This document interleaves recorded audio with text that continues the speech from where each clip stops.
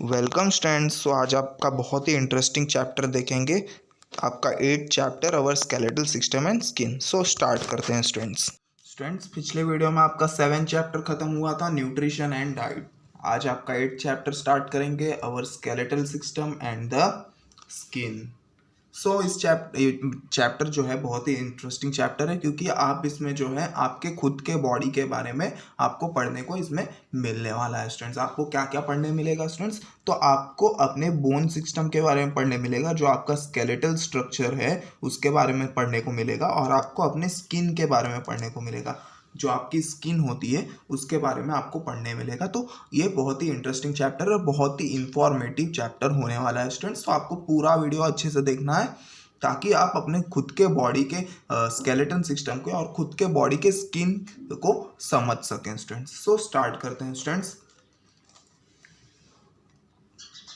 In the previous classes, we have learned about some organ systems, their functions and their locations in our body with the help of the complete of the. So students, कुछ classes में आपने पिछले classes में पिछले chapters में आपने पढ़ा होगा कि कुछ ऑर्गन सिस्टम्स के बारे में आपने पढ़ा होगा, कुछ ऑर्गन्स के बारे में आपने फंक्शंस, उनके फंक्शंस के बारे में आपने पढ़ा होगा, और कुछ लोकेशंस कहाँ पे वो पाए जाते हैं वो आपने पढ़ा होगा स्टूडेंट्स। अब स्टूडेंट्स यहाँ पे वो टेबल दिया है, जैसे कि function of the organ, body cavity, तो ये सब आपका काम है स्टूडेंट्स। आपको ये समझना है कि ये आपको भरना है स्टूडेंट, समझ के। सो हम लोग चैप्टर की तरफ चलते हैं। इधर पे कुछ लिखा है वो देख लेते हैं पहले students. The various organs are safe within the body cavity. The human skeletal is a protective shell for all the internal organs. So students, जितने भी हमारे बॉडी के अंदर ऑर्गन्स होते हैं वो काफ़ी सेफ होते हैं। हमारे बॉडी कैविटी में, हमारे बॉडी के खाली हिस्सों में जितने भी ऑर्गन्स हैं वो सब कैसे वो सब कैसे सेफ हैं। कैसे सेफ है स्टूडेंट्स? क्योंकि जो ह्यूमन स्केलेटन है, ह्यूमन्स की हड्डियों का जो ढांचा है स्टूडेंट्स, वो उन इंटरनल ऑर्गन्स को सेव करके रखता है, प्रोटेक्ट करने का काम कर रहा है students. Sometimes when we fall while playing or have an accident, a bone in our arms or legs may get broken. This is called fracture of the bone. So student, simple, कभी कभी क्या होता है, आपको खेलते खेलते आपको चोट लग जाती है आपके आर्म्स में या आपके पैरों में, या कभी कभी एक्सीडेंट्स हो जाता है जिसकी वजह से आपके बोन्स जो होते हैं वो टूट जाते हैं, जिसे कि हम क्या बोलते हैं? फ्रैक्चर ऑफ द बोन बोलते हैं। क्या बोलते हैं स्टूडेंट्स? फ्रैक्चर बोलते हैं students.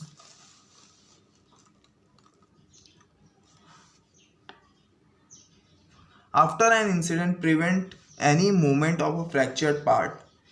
Immobilize it and get immediately medical help. After going to the hospital, an X-ray image is taken of the part which is swollen. So students, accident के बाद क्या होता है स्टूडेंट्स कि उस जहाँ पे फ्रैक्चर हुआ है वो पार्ट में काफ़ी दर्द होता है, तो हम वहाँ पे मूवमेंट नहीं कर पाते, और हम वहाँ के हिस्से को मूव होने से भी बचाते हैं ताकि वो दर्द ना करे स्टूडेंट्स। और इमोबलाइज करने की कोशिश करते हैं। वहाँ पे हम कुछ जैसे स्प्रे वगैरह, रैली स्प्रे वगैरह हम लगाते हैं ताकि वहाँ जो है हमें दर्द ना हो। इमोबलाइज करने की कोशिश करते हैं, एक टाइप से वहाँ पे मूवमेंट ना हो स्टूडेंट्स, वो कोशिश करते हैं। तो हम यहाँ पे एक तरीका यूज़ करते हैं स्टूडेंट्स, जहाँ भी अगर फ्रैक्चर्स वगैरह हो जाता है किसी को, तो हम क्या करते हैं, समझो ये पैर की हड्डियों में हमें क्या हुआ? फ्रैक्चर्स हुआ है। तो हम क्या करते हैं, यहाँ पे ये पैर जो है हमारा मूव ना करे, तो हम क्या करते हैं, यहाँ पे एक लकड़ी लेते हैं, यहाँ पे एक लकड़ी लेते हैं और इसे टाइटली क्या करते हैं? बांध देते हैं स्टूडेंट्स। इसे टाइटली बांध देते ताकि ये जो है इतना हिस्सा हमारा मूव ना कर पाए स्टूडेंट्स। तो इसे ही क्या बोलते हैं? इस प्रोसेस को हम बोलते हैं इमोबलाइज। क्या बोलते हैं स्टूडेंट्स? इमोबलाइज करना।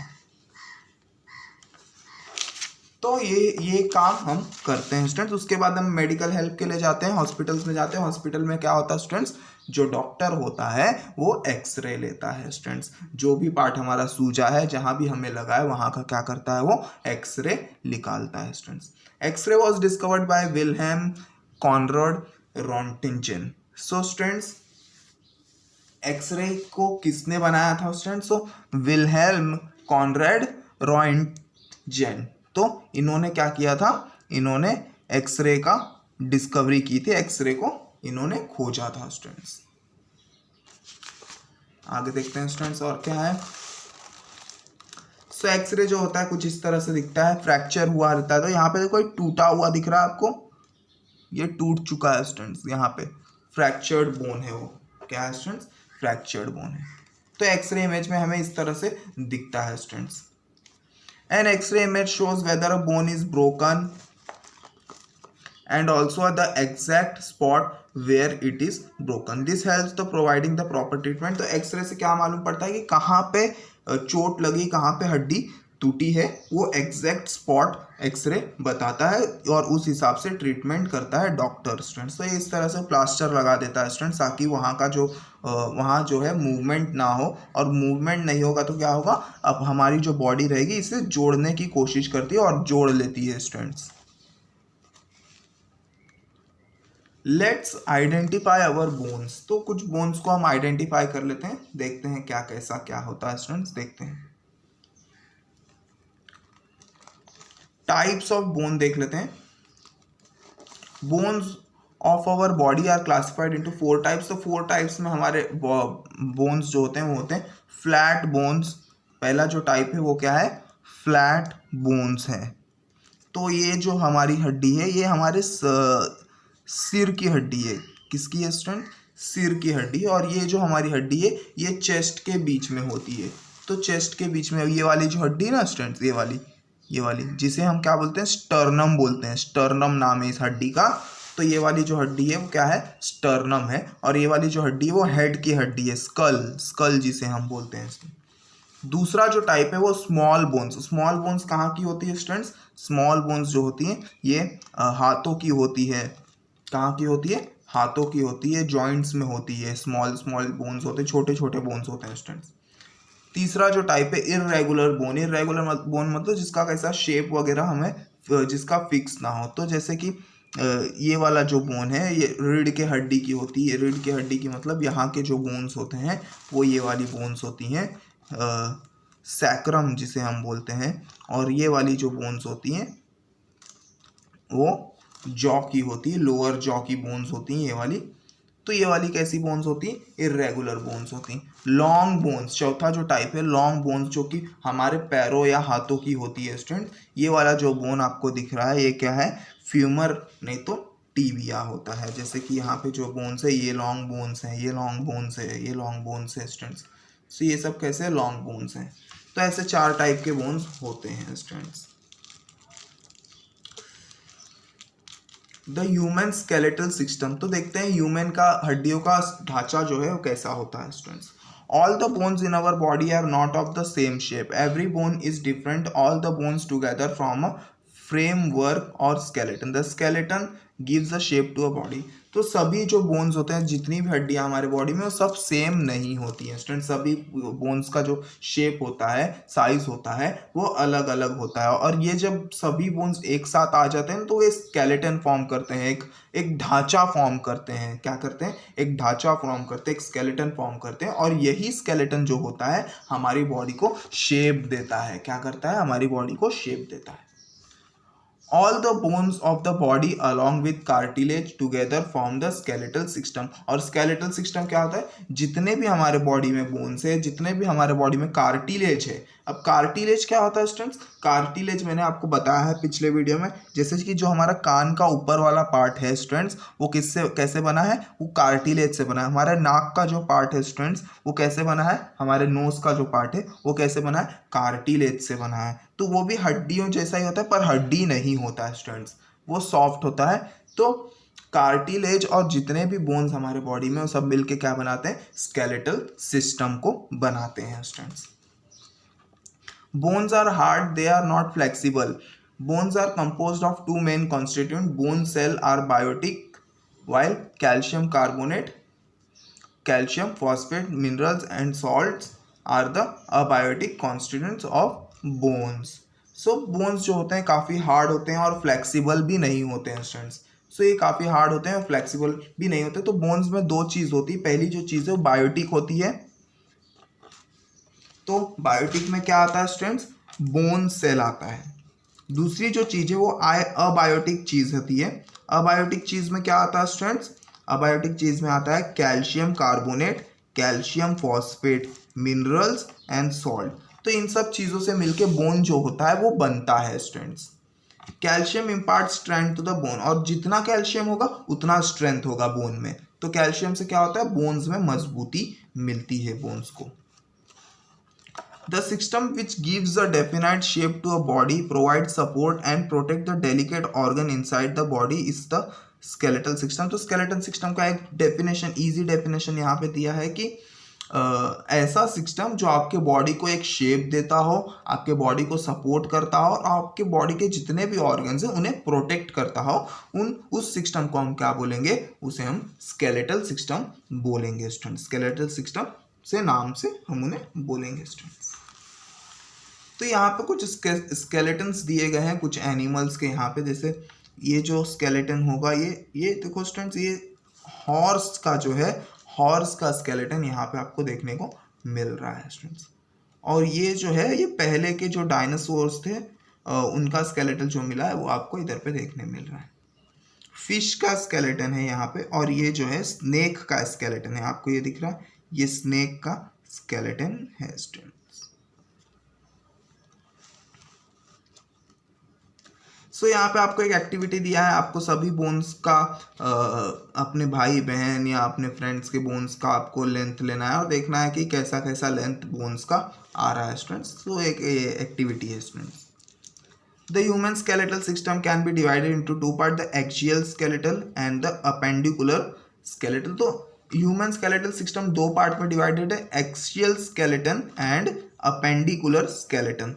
तो दो पार्ट में डिवाइड है, एक्सियल और अपेंडिकुलर। दोनों का मतलब हम समझेंगे कि क्या क्या होता है उसका मतलब।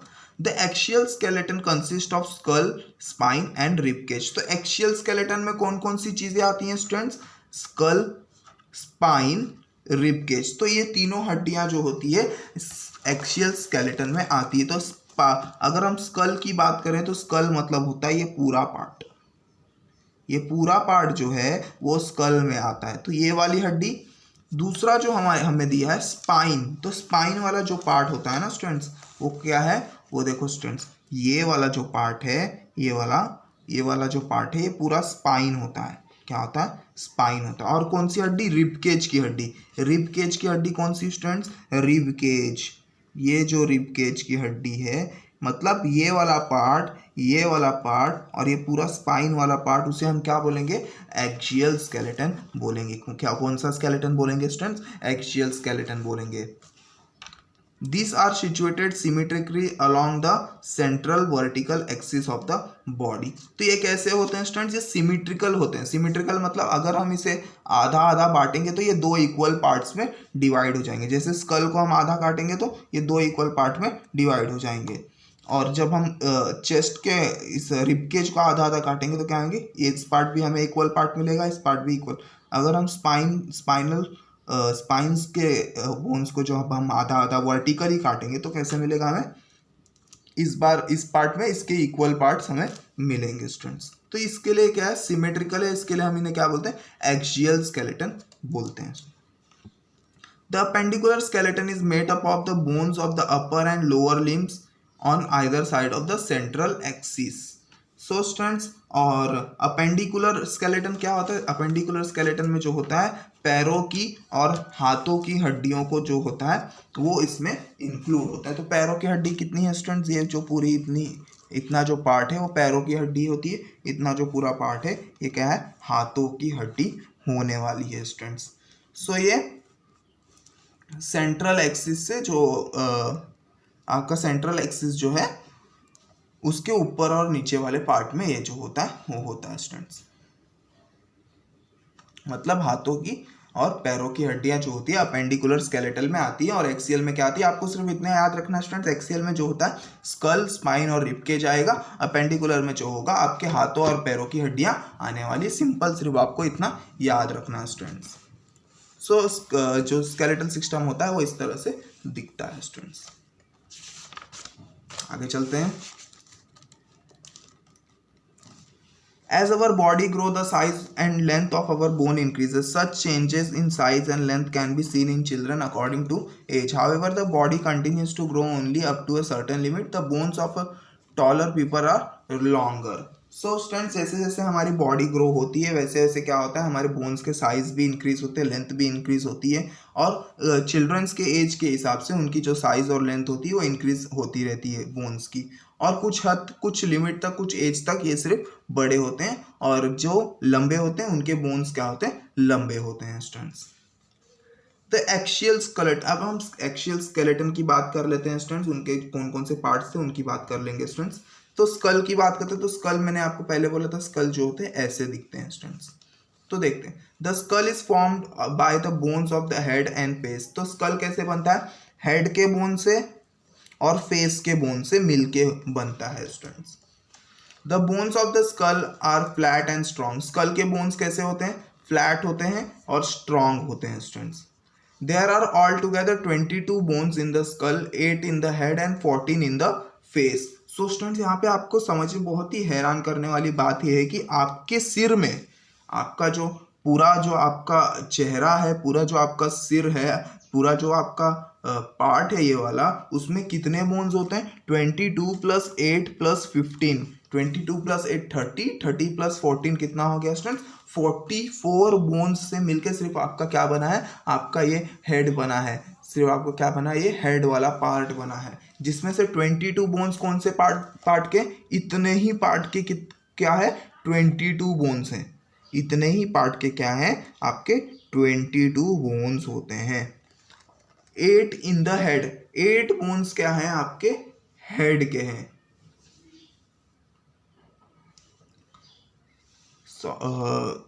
The bones of the skull are flat, तो ये जो है ये फ्लैट होते हैं। There are all together 22 bones, sorry students मैंने गलती कर दी है थोड़ी सी, तो 22 बोन्स टोटल होते हैं इस पूरे सिर में। मतलब टोटल बोन्स अगर हम देखते हैं तो हमारे पास जो होता है 206 बोन्स होते हैं स्टूडेंट्स। 206 में से 22 बोन्स जो होते हैं वो सिर्फ सिर के होते हैं। क्या होते हैं, 22 बोन्स जो होते हैं वो सिर्फ सिर के होते हैं, जिसमें से 8 जो बोन्स होते हैं वो इतने पार्ट के होते हैं। क्या होते हैं, 8 बोन्स जो होते हैं वो इतने ही पार्ट के होते हैं, और 14 जो होते हैं वो पूरे फेस के बोन्स होते हैं। क्या होते हैं, ये पूरे फेस के बोन्स जो होंगे वो 14 बोन्स होते हैं। तो इस तरह से 22 बोन से मिलके ये पूरा स्कल जो है हमारा बनता है। Except the lower jaw none of the bones of the skull can move. तो इस वाले बोन को छोड़ के, लोअर जॉ जिसे हम बोलते हैं, इस वाले बोन को छोड़ के, इस वाले बोन को छोड़ के बाकी जो भी स्कल के बोन है वो मूव नहीं कर सकते हैं। क्या नहीं कर सकते हैं, वो मूवमेंट नहीं कर सकते। बस ये वाला पार्ट जो होता है ये मूव करता है स्टूडेंट्स, ये बोन वाला पार्ट जो होता है ये मूव करता है स्टूडेंट, जिसकी वजह से आप बात कर पाते हैं, अपना मुंह खोल पाते हैं students. Rib cage, rib cage की अगर हम बात करते हैं तो रिब केज जो होता है इस तरह से, कुछ इस तरह से दिखता है हमें। Feel the left and right side of your chest with your hand and finger, how many bone can you feel all together on two side. तो आप फील कर सकते हैं अपने चेस्ट पे हाथ लगा के कि कितने बोन्स आपके चेस्ट में हैं students. Check in the centre how many bone do you feel, और अपने सेंटर में भी आप फील करके देख सकते हैं कि कितना बोन आप फील कर पा रहे हैं students. The cage like structure in the chest is called the rib cage. तो ये कैसा है, केज टाइप स्ट्रक्चर, एक पिंजरा टाइप स्ट्रक्चर है स्टूडेंट्स, जिसे हम रिब केज बोलते हैं। क्या बोलते हैं, rib cage. In the chest there is one vertical flat bone called sternum. तो ये वर्टिकल फ्लैट बोन जो है जिसे हम क्या बोलेंगे, स्टर्नम बोलते हैं। क्या बोलते हैं स्टूडेंट्स, स्टर्नम बोलते हैं। 12 pairs of flat bones called ribs and joint to it side way. This 25 bones form the rib cage, it is joined to the spine at the back. So students 12 कितने, 12 bones जो हैं वो 12 pairs of bone, 1 2 3 4 5 6 7 8 9 10 11 12। देखो students फिर से count करेंगे, 1 2 3 4 5 6 7 8 9 10 11 12, 13 14 15 16 17 18 19 20 21 22 23 24 plus ये 1, ये मिलके क्या करते हैं, रिब केज को बनाते हैं। क्या करते हैं स्टूडेंट्स, इस रिब केज को बनाते हैं स्टूडेंट्स। तो 25 बोन्स मिलके क्या करते हैं, रिब केज को बनाते हैं। और ये रिब केज चीज से जुड़ा होता है, हमारे पीठ के स्पाइन के हड्डी से जुड़ा होता है। कैसा, हमारे पीठ में जो स्पाइन की बोन्स हैं उनसे वो कैसे होते हैं, जॉइंट होते हैं। तो ये वाली जो स्पाइन की बोन है वो कैसे इससे ये जॉइंट है। आगे चलते हैं, बात करते हैं स्पाइन की, बैकबोन जिसे हम बोलते हैं, और वर्टिब्रल कॉलम भी हम बोलते हैं, वर्टिब्रल कॉलम भी हम इसे बोलते हैं और बैकबोन भी बोलते हैं students. The spine is formed by padlock shaped bone placed straight one above the other. There are altogether 33 bones in the spine, each called a vertebra. So students, जो spine होती है वो कैसे बनी हुई होती है, पैडलॉक सिस्टम से बनी हुई होती है। जिस तरह से आपके पैड होते हैं उस जिस तरह से आपके पैड में लॉक होते हैं स्टूडेंट्स, उस तरह से कैसे ये उस शेप में बनी हुई होती है स्टूडेंट्स। एक दूसरे ये लॉक करती है, क्या करती है, लॉक करती है। जैसे यहाँ पे देखो स्टूडेंट्स, ये पैड के लॉक टाइप स्ट्रक्चर दिख रहा है ना, तो ऐसे ही एक दूसरे को लॉक करते गए हैं।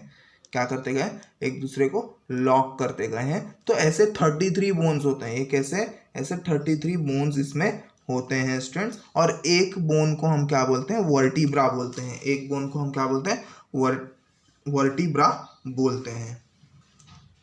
These bones are arranged one above the other flexibly. तो एक के ऊपर एक ऐसे, एक के ऊपर एक ऐसे लगे हुए होते हैं। पैड लॉक होता है, इनमें लॉक्ड होते हैं ये बोन्स जो होते हैं वो लॉक्ड होते हैं स्टूडेंट्स। तो ये एक के ऊपर एक लगा और फ्लेक्सिबल स्ट्रक्चर बनाते हैं। कैसा स्ट्रक्चर बनाते हैं, flexible. The spine protects the spinal cord that originates from the brain. और इसके अंदर से क्या जाता है, हमारा स्पाइनल कॉर्ड जाता है। क्या जाता है स्टूडेंट्स, इसके अंदर से हमारा स्पाइनल कॉर्ड जाता है। मतलब क्या है, हमारा जो स्पाइन बोन है वो क्या करता है, स्पाइनल कॉर्ड को प्रोटेक्ट करने का काम करता है। जो हमारी ब्रेन से स्पाइनल कॉर्ड निकली होती है उसे प्रोटेक्ट करने का ये काम करता है स्टूडेंट्स। तो हमने बात की एक्सियल स्केलेटन की, अब हम बात कर लेते हैं the appendicular skeleton. Appendicular skeleton की बात करते हैं students. The human body has 2 arms and 2 legs.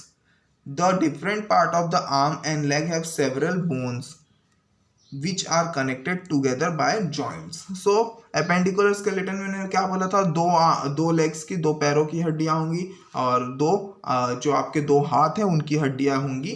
तो उनमें जो हड्डियां आती है वो एपेंडिकुलर स्केलेटन में जोड़े जाएंगे स्टूडेंट्स। सो यहाँ पे कुछ दिया है, there are 3 bones in each of the ear. तो आपके ईयर्स में 3 बोन्स होते हैं स्टूडेंट्स, अंदर जो होते हैं 3 बोन्स होते हैं। Of this the stirrup is the smallest bone in our body. तो कहीं भी अगर आपको पूछता है कि सबसे छोटी हड्डी आपके बॉडी में कहाँ पे है, तो आपको बोलना है कि सबसे छोटी हड्डी जो है हमारे ईयर्स में होती है, जिसका नाम है स्टिरअप। क्या नाम है स्टूडेंट्स, स्टिरअप करके इस हड्डी का नाम है। It is as small as grain of the size and it is hollow. तो सबसे बड़ी बात यह है कि ये कैसा है, ये एक चावल के दाने के साइज का है, जिसमें कि हॉलो है, जिसमें क्या है, छेद है स्टूडेंट्स। क्या है, छेद है। तो देखो ये है स्टिरअप की हड्डी, ये ऑरेंज कलर का आपको दिख रहा है, ये स्टिरअप की हड्डी है जिसमें कि ये छेद है। तो इतनी हैरान करने वाली बात यह है कि इतना छोटा होने के बाद भी ये कैसा है, ये खोखला है। कैसा है स्टूडेंट्स, खोखली हड्डी है ये। It shape is like that of a stirrup. तो इसका शेप कैसा है, स्टिरअप की तरह पे है। स्टिरअप मतलब स्टीर करने वाला चम्मच टाइप होता है ना स्टूडेंट्स, वैसा। In the human body the longest and strongest bone is the thigh bone और द फ्यूमर। तो सबसे लॉन्गेस्ट, सबसे बड़ी और सबसे स्ट्रॉन्गेस्ट बॉडी जो होती है वो थाई की होती है, जिसे हम क्या बोलते हैं, फीमर बोलते हैं। तो आपको याद रखना, सबसे छोटी जो बोन है वो ईयर्स में होती है, स्टिरअप जिसे हम बोलते हैं, और सबसे बड़ी जो है वो फीमर जिसे हम बोलते हैं स्टूडेंट्स।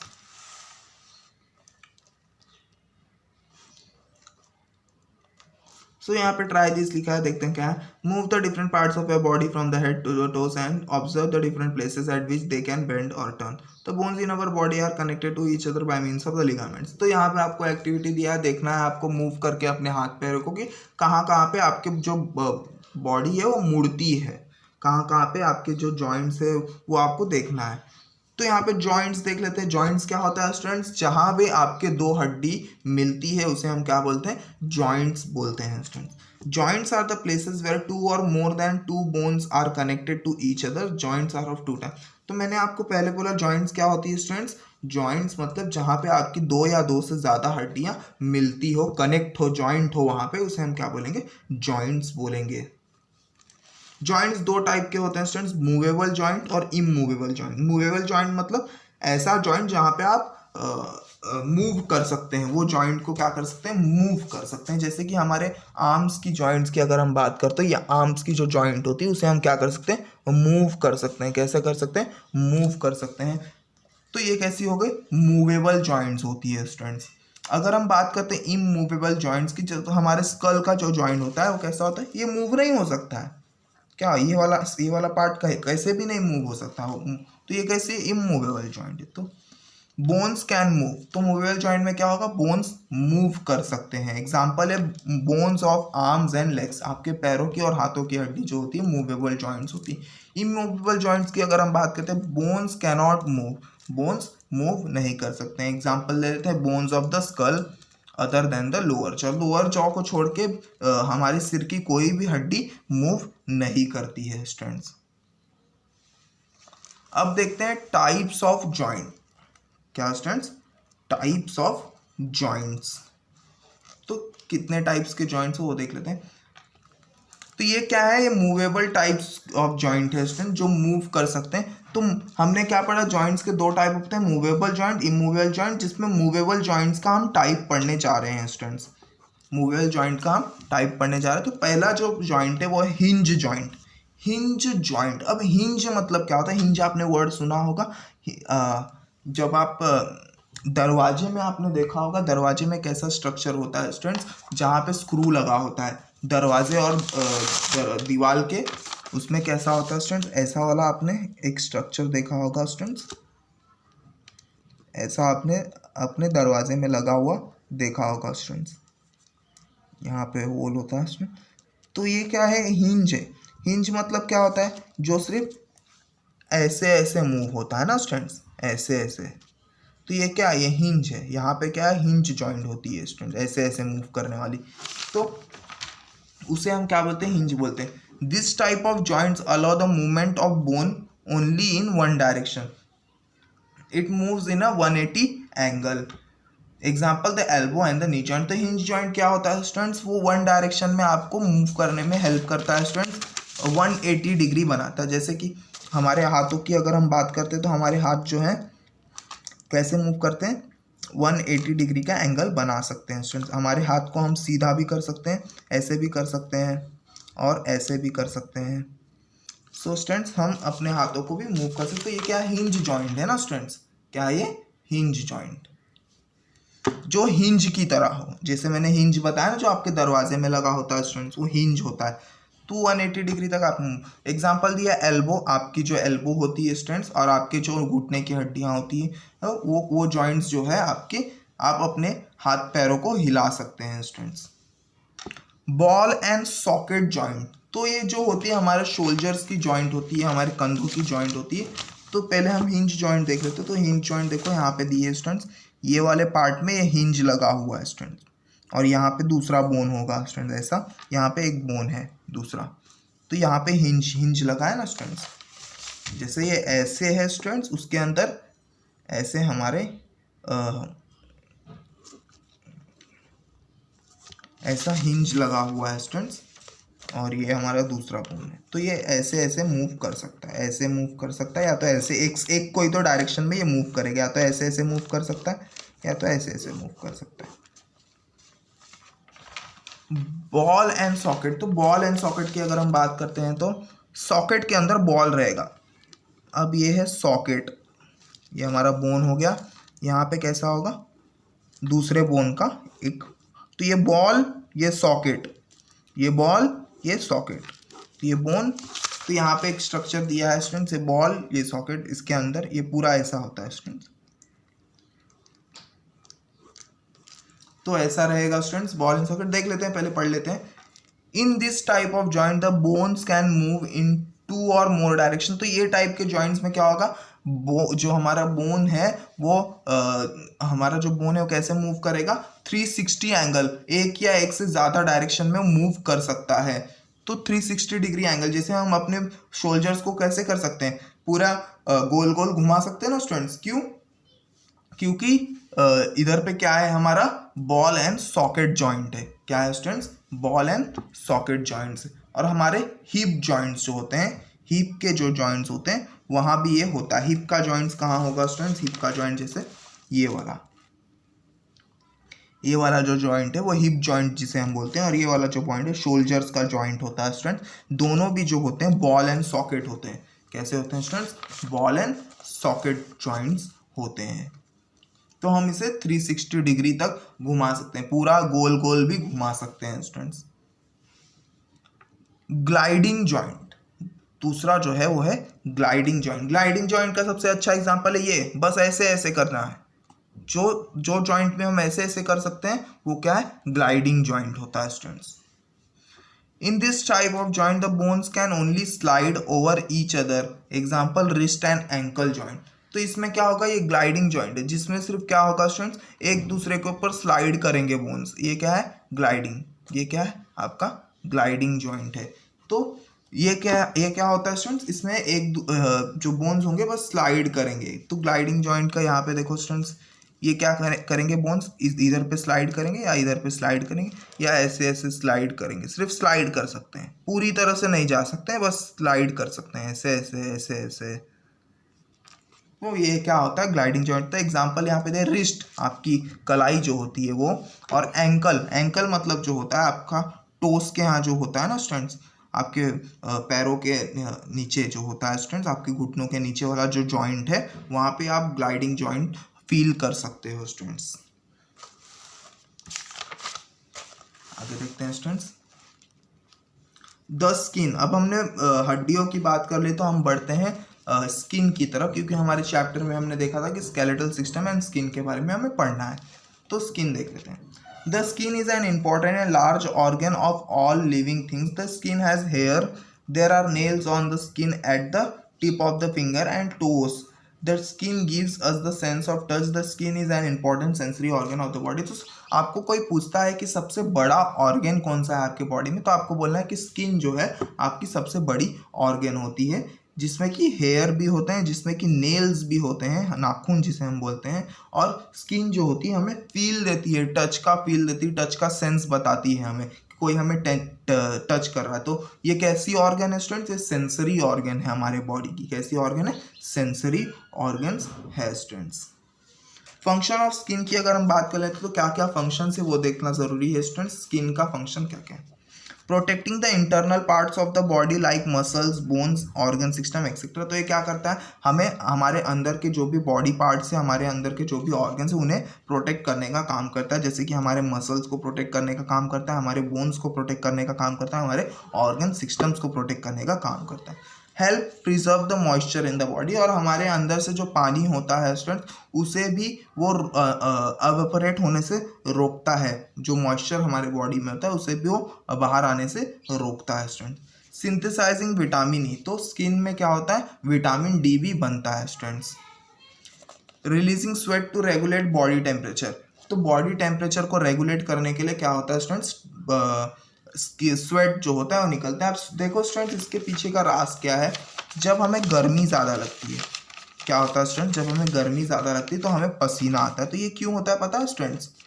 ये हमारी बॉडी को ठंडा करने के लिए होता है स्टूडेंट्स। क्या करने के लिए होता है? ठंडा करने के लिए होता है। जब टेम्परेचर ज़्यादा होता है तो हमें गर्मी लगती है। टेम्परेचर ज़्यादा हो रहा है मतलब हमारे बॉडी का भी टेम्परेचर बढ़ेगा स्टूडेंट्स, हमारी बॉडी भी गर्म होगी। इसके लिए हमारे बॉडी को ठंडी रखने के लिए हमें स्वेट आता है, हमें पसीना आता है students. Giving protection from heat and cold.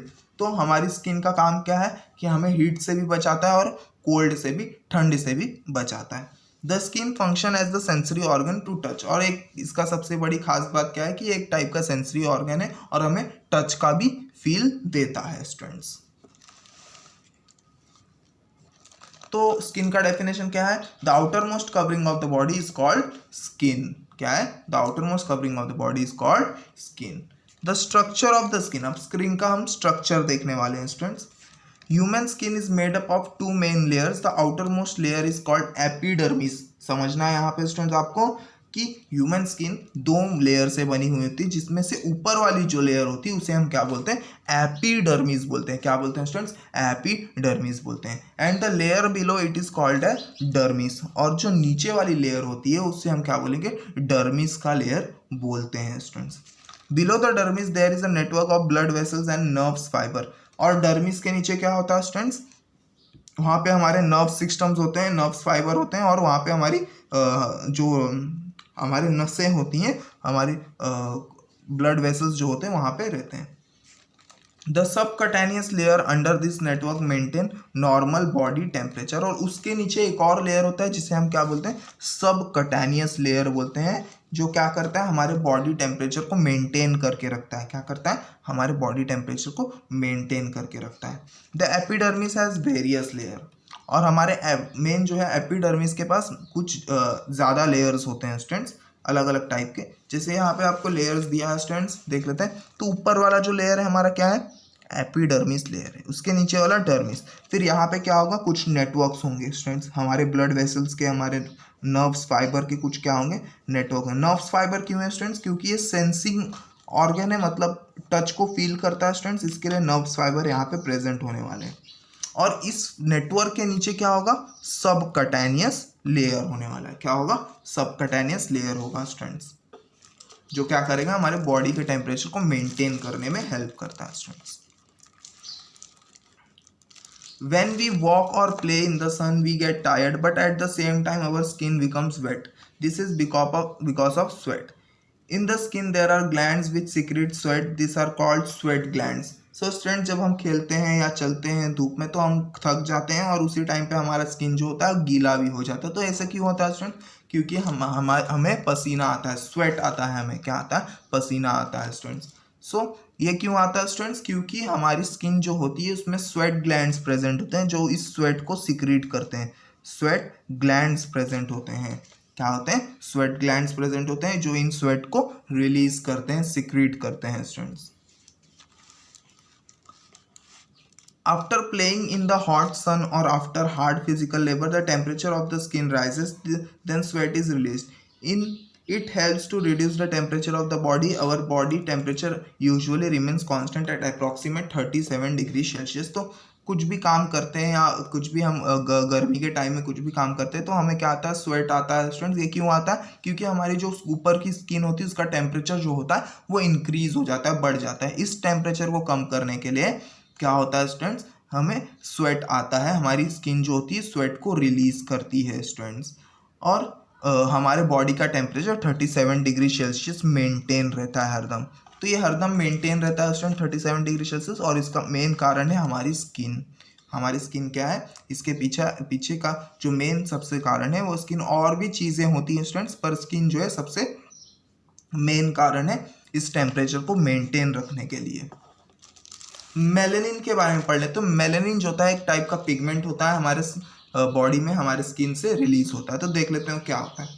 A pigment called melanin is present in the cell of the epidermis. तो एपिडर्मिस में जो सेल्स होते हैं, ये लेयर में जो सेल्स होंगे, इनके पास मेलेनिन का एक पिगमेंट होता है। The melanin synthesize in certain glands in the skin. The percentage of melanin decide the fairness of और darkness of the skin. The color of the skin also depends on the climate. Melanin protects our skin and inner part from ultraviolet rays. So students, melanin से ही decide होता है कि कौन कितना गोरा होता है, कौन कितना काला होता है। मतलब कौन किसका स्किन डार्क होता है या किसका स्किन ज़्यादा गोरा होता है, वो मेलेनिन डिसाइड करता है स्टूडेंट्स, कि किसके बॉडी में कितना मेलेनिन प्रेजेंट है, किसके स्किन में कितना मेलेनिन प्रेजेंट होता है स्टूडेंट्स। सो मेलेनिन क्या होता है ना, मेलेनिन जो होता है हमें जो हमारे सन रेज हैं, सन के अल्ट्रावायलेट जो रेज हैं उन्हें बचाता है हमारी स्किन को। उनसे क्या करता है, उनसे हमारी स्किन को बचाता है, हमारे इनर पार्ट्स को बचाता है कि वो उससे हार्म ना हो स्टूडेंट। तो इसलिए मेलेनिन जो होता है वो सीक्रेट होता है, और जितना मेलेनिन सीक्रेट होगा आपके स्किन का कलर उतना डार्क होते जाएगा स्टूडेंट्स। सो जो कलर होता है हमारे स्किन का क्लाइमेट पे भी डिपेंड करता है। अगर क्लाइमेट गर्म है तो क्लाइमेट गर्म है तो मेलेनिन हमारे स्किन में ज़्यादा सीक्रेट होगा और हमारी बॉडी और डार्क होते जाएगी स्टूडेंट्स। पर अगर क्लाइमेट जो है गर्म नहीं है, अगर हम कहीं बर्फीले इलाके में रहते तो आपने देखा होगा कि वहाँ के लोग जो होते हैं काफ़ी गोरे होते हैं, क्योंकि वो हॉट हॉट हॉट क्लाइमेट में नहीं रह रहे हैं, तो उनमें मेलेनिन जो होता है वो कम सिक्रीट्स होता है या सिक्रीट ही नहीं होता है स्टूडेंट्स, तो इसलिए वो ज़्यादा गोरे होते हैं स्टूडेंट्स। तो ये रीज़न होता है मेलेनिन की वजह से आपकी स्किन का कलर चेंज होता है स्टूडेंट्स। आगे देखते हैं क्या है। As we grow older, the proportion of fat beneath the skin reduces. However, the previously taut skin does not shrink. This causes wrinkles on the skin of the older people. तो आपने देखा होगा कि झुर्रियाँ आ जाती है, जैसे कि ओल्डर लोग के जो स्किन होते हैं वो सिकुड़े सिकुड़े आपको दिखते होंगे स्टूडेंट्स यहाँ पे, तो इसे हम रिंकल्स बोलते हैं, झुर्रियाँ बोलते हैं। तो ये क्यों होता है स्टूडेंट? क्योंकि स्किन जो होती है उसकी साइज छोटी नहीं होती है स्टूडेंट, पर जैसे जैसे हम ओल्ड होते जाते हैं, जैसे जैसे हम बूढ़े होते जाते हैं, वैसे वैसे हमारे अंदर का स्किन का जो फैट होता है वो कम होते जाता है, और फैट कम होगा तो स्किन क्या होगी? लूज होते जाएगी। कैसी होती जाएगी? लूज होते जाएगी। पर स्किन क्या होती है? वो छोटी नहीं होती है, इसलिए वो लटक जाती है थोड़ी सी, तो जिसे हम क्या बोलते हैं? झुर्रियाँ आ गई हैं। क्या हो गए? झुर्रियाँ आ गई स्टूडेंट्स, रिंकल्स जिसे हम बोलते हैं। सो आपका जो चैप्टर है यहीं तक था स्टूडेंट्स, काफ़ी छोटा चैप्टर था स्टूडेंट्स, और काफ़ी इंटरेस्टिंग भी चैप्टर था, काफ़ी इंफॉर्मेटिव भी चैप्टर था। सो आपका जो चैप्टर है 8th chapter our skeletal system and skin, ये खत्म होता है स्टूडेंट्स। नेक्स्ट वीडियो में आपका 9th चैप्टर हम स्टार्ट करेंगे स्टूडेंट्स। सो इस वीडियो में इतना ही। थैंक यू स्टूडेंट्स, मिलते हैं नेक्स्ट वीडियो में न्यू चैप्टर के साथ।